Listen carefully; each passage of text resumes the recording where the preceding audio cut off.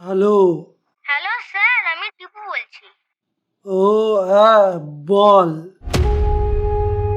8 বছর পর আবার নিজের শহরে ম্যাজিক দেখাবো। তুই আসবি তো ভাই? আরে আয় আয় মাইরি, কতদিন পর। তুই আমায় হিপনোটাইজ করবি? সবাই ঘাসে মুখ দিয়ে চলে না সোনা। ম্যাজিকের মন্ত্র বা গুরুমশার মন্ত্র সবটাই না ওই অঙ্কের মতো। আমি তো বলেইছিলাম, আরে এটা তো হওয়ারই ছিল। মানে জীবনে একবার যে ভালোভাবে শেখে না, খুব সহজে ভোলে না। কিরে চমকে গেলি? মজা হবে।